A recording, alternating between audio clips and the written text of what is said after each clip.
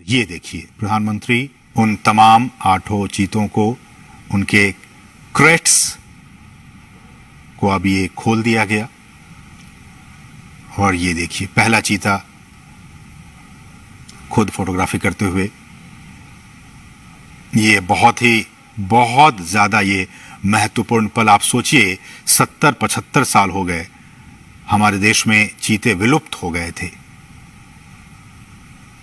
और उस विलुप्ति के बाद कई सालों तक बहुत विचार विमर्श के बाद कि आखिरकार फिर से हमारे जंगलों में कैसे चीतों की वापसी हो सके। ये देखिए, ये वही चीते, अब हमारे नामीबिया के ये चीते अब कूनो नेशनल पार्क में पहुंच चुके हैं। ये आसपास के वातावरण को देख रहे हैं, महसूस कर रहे हैं, क्योंकि एक बहुत ही अलग इन्हें एहसास हो रहा होगा नामीबिया के जंगलों से। अब ये सीधे भारत के जंगलों में कूनो नेशनल पार्क में अब ये पहुंच चुके हैं। प्रधानमंत्री इस बहुत ही महत्वपूर्ण क्षण का लुत्फ उठाते हुए और उन तस्वीरों को अपने कैमरे में कैद करते हुए, साथ में आपने देखा मध्य प्रदेश के मुख्यमंत्री शिवराज सिंह चौहान भी मौजूद थे।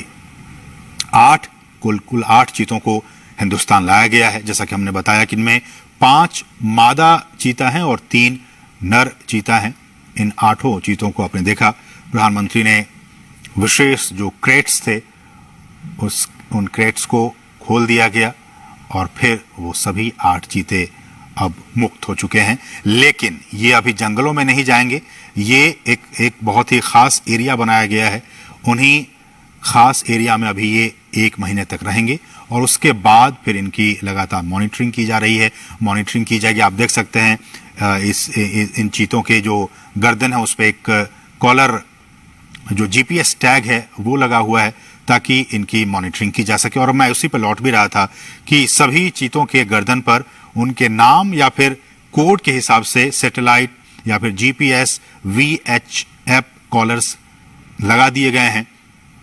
और इसी नेशनल पार्क में जो हम आपको दिखा रहे हैं, ये कूनो राष्ट्रीय उद्यान, कूनो नेशनल पार्क, इसमें एक डेटा डाउनलोड फैसिलिटी सेंटर बनाई गई है। और इस इक्विपमेंट को, रेडियो टेलीमेट्री इक्विपमेंट को खरीदने और फैसिलिटी बनाने की सारी प्रक्रिया 4 से 6 महीने में पूरी कर ली जाती है। और ये जो आप देख रहे हैं इनके गर्दन में, इनको वहीं पे, इन चीतों को लाने से पहले ही इनको नामीबिया पहुंचा दिया गया था, और फिर इन्हें ये तमाम जो कॉलर हैं RF ये कॉलर, इनको लगाकर ही इन्हें लाया गया है। रेडियो कॉलर है इन्हें, और इनकी, ताकि इनकी जो ट्रैकिंग है, इनकी निगरानी वो हो सके रेडियो कॉलर के जरिए।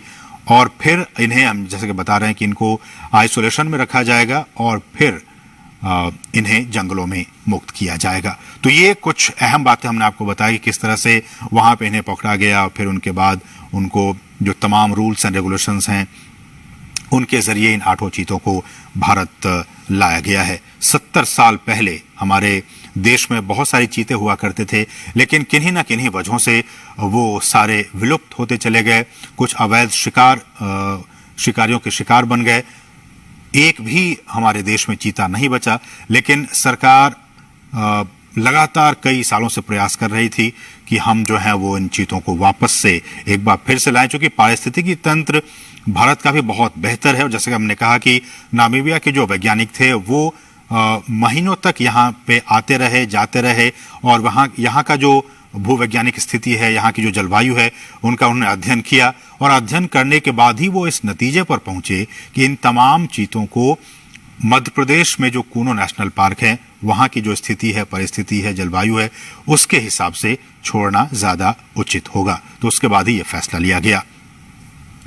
और हमने आपको बताया कि इन तमाम चीतों के गर्दन में रेडियो कॉलर लगे हुए हैं, ताकि इनकी मॉनिटरिंग की जा सके। और विशेष हमने बताया कि आपको चिनूक हेलीकॉप्टर के जरिए इनको यहाँ पे लाया गया। और प्रधानमंत्री मोदी, आप देख सकते हैं, इनको विशेष जो क्रेट्स थे उनको खोलकर, और प्रधानमंत्री ने इनको खुद वहाँ मुक्त किया। वो वहाँ पे अब विचरण कर रहे हैं।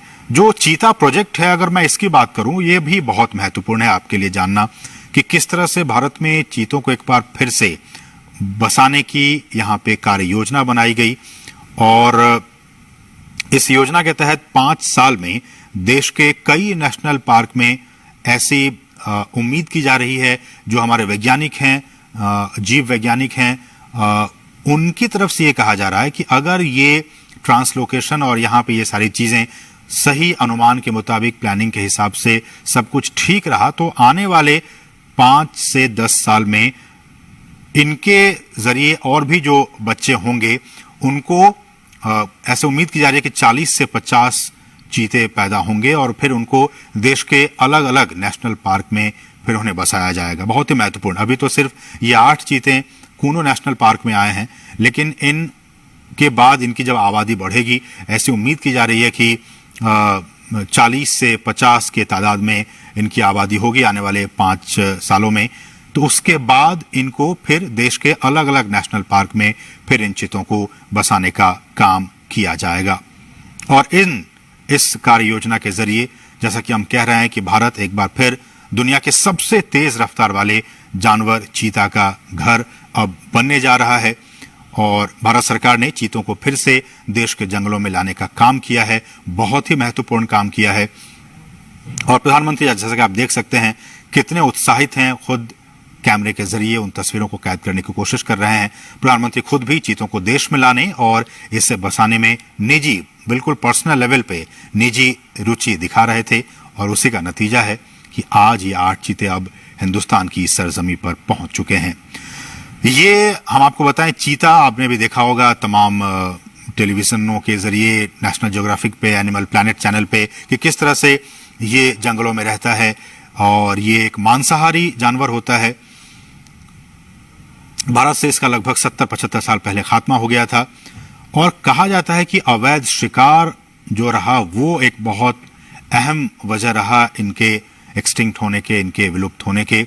ज्यादा शिकार, और ये भी कहा जाता है कि जो चीतों का जो नेचुरल हैबिटेट था उनको भी काफी नुकसान पहुंचा था, इसलिए धीरे धीरे विलुप्त हो गए। बहरहाल देश में चीतों को फिर से लाया गया है और हमारे जो जंगल हैं उनका जो इकोसिस्टम है, उनका जो पारिस्थितिकी तंत्र है, ये अब उनके लिए वरदान साबित हो सकता है।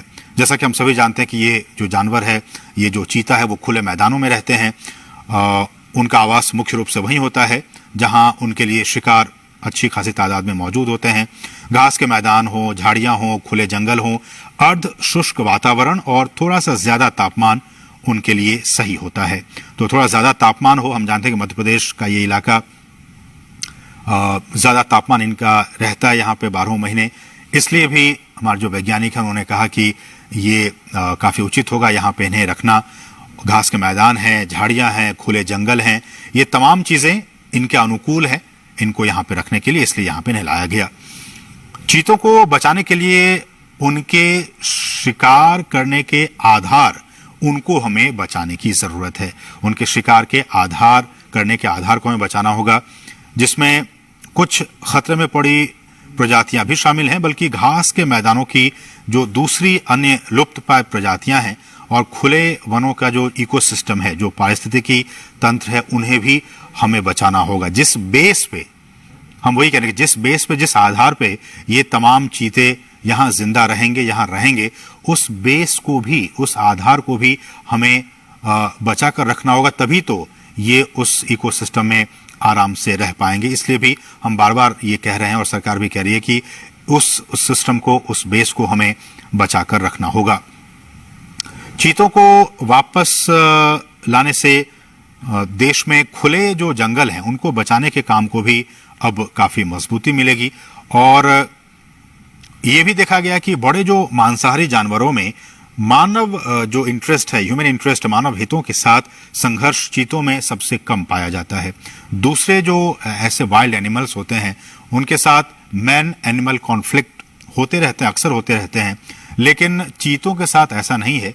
चीतों के साथ जो मैन एनिमल कॉन्फ्लिक्ट है वो बाकी जो ऐसे एनिमल्स हैं, वाइल्ड एनिमल्स हैं, उनके मुकाबले काफी कम ऑब्जर्व किया गया है, काफी कम देखा गया है। वो सामान्यतया मनुष्यों के लिए खतरा नहीं होते हैं और जो बड़े पशु हैं उन पे भी वो सामान्यतया हमला नहीं करते हैं।